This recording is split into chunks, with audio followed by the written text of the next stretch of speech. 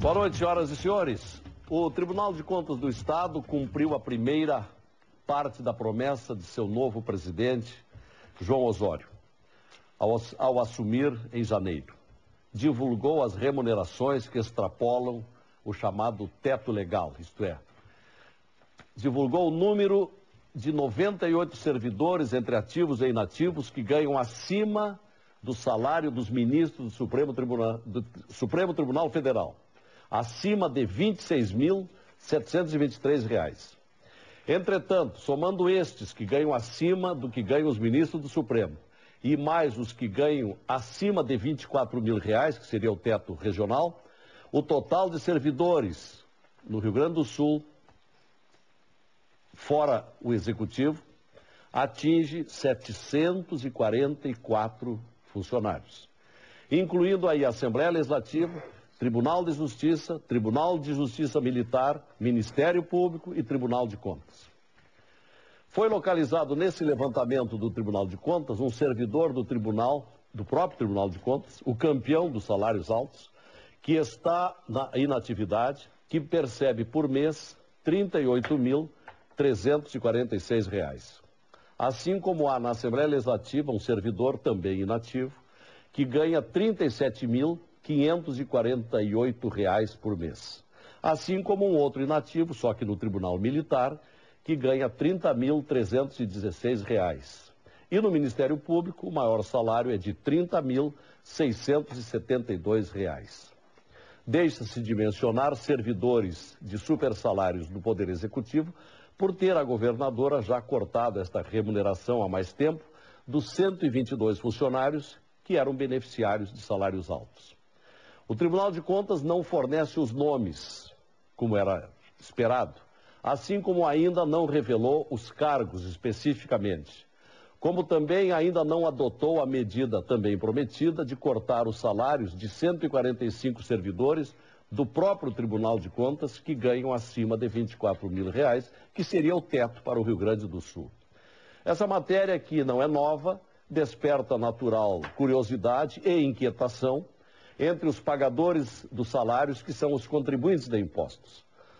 Porque há um dispositivo constitucional, sempre discutido, o artigo 17 das disposições transitórias da Constituição Federal, que estabelece que qualquer tipo de remuneração, vencimentos, vantagens adicionais, proventos, que estiverem sendo percebidos em desacordo com a Constituição, serão imediatamente, lá em 88, imediatamente reduzidos aos limites dela decorrentes, não se admitindo invocação de direito adquirido ou percepção de excesso a qualquer título.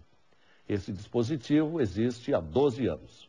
Então, para entender melhor os propósitos desta divulgação do Tribunal de Contas, no dia de ontem, e que está hoje na imprensa, inclusive na 0 hora, é que o Conversas Cruzadas propõe esse tema.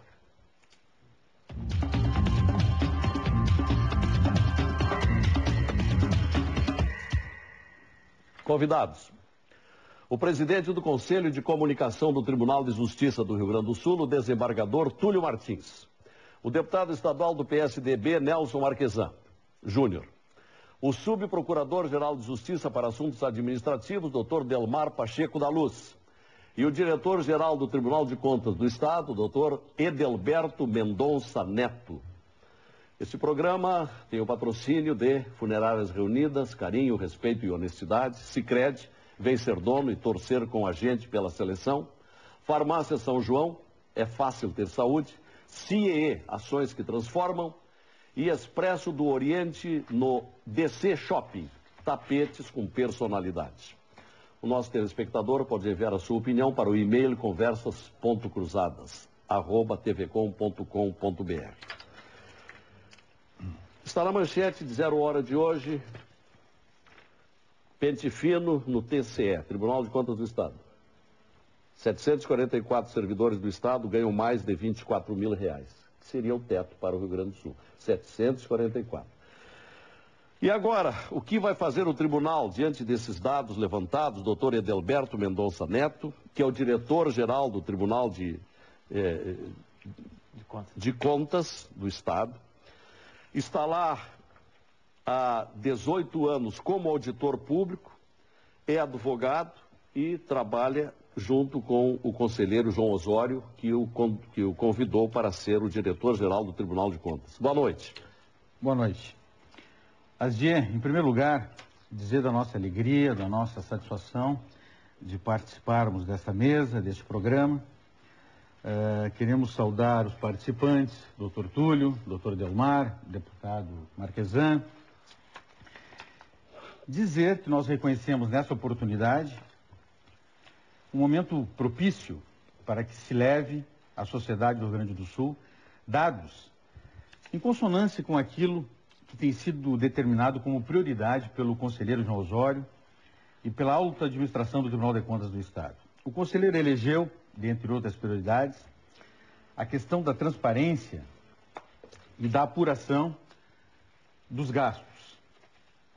Então, nesse viés, é importante que se diga que está previsto a incidência do controle externo nas despesas mais expressivas com o pessoal, então, o que determina, então, essas auditorias em folhas de pagamento e obras públicas.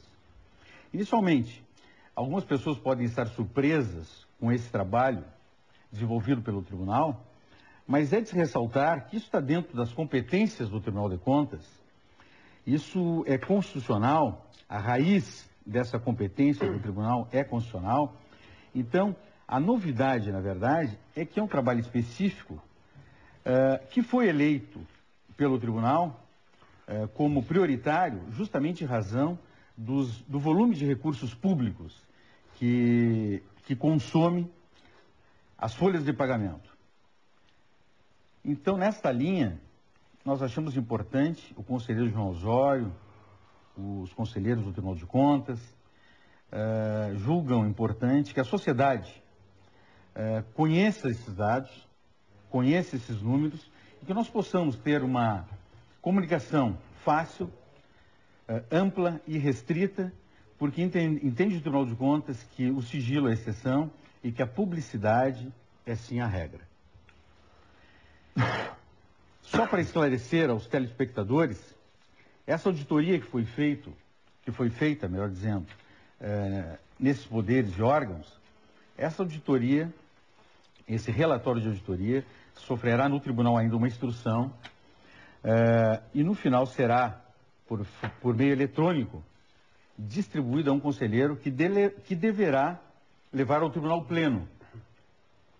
E o tribunal pleno é que vai decidir se existe qualquer irregularidade, se existe qualquer ilegalidade, fará o exame da legalidade, que é o que compete ao Tribunal de Contas do Estado. Perfeito. Então, essa é a decisão. Vai para o pleno do Tribunal de Contas do Estado. O que o senhor achou, desembargador Túlio, dessa divulgação, das consequências que ainda estão por ser melhor conhecidas? O assunto não é novo, mas ele é recorrente. Boa noite. Boa noite, Lazier. Boa noite aos companheiros de mesa, deputado Marquesan, doutor Mendonça, doutor Delmar. Eu gostei, né? Antes do programa aqui, nós, no corredor, me dizia assim, assunto espinhoso, eu disse para o Lazier, eu digo, é mais ou menos, é um assunto bom. É um assunto bom pelo seguinte, o debate, ele se põe. Salário de deputado, salário de juiz, salário de promotor, de técnicos fazendários, governador de estado, vantagens, todo esse grupo de encargos do Estado está longe de ser um assunto exatamente muito simpático para as pessoas. Por outro lado, é um direito e o tribunal tem uma postura de se sentir devedor de explicações e de absoluta transparência já de muito tempo para com as pessoas. Então, quando o conselheiro João Osório manifestou a sua intenção de implementar o chamado pente fino, a verificação dos salários e das despesas, o tribunal imediatamente colocou todos os recursos à disposição. Quando ele esteve lá no tribunal, depois de feito o procedimento,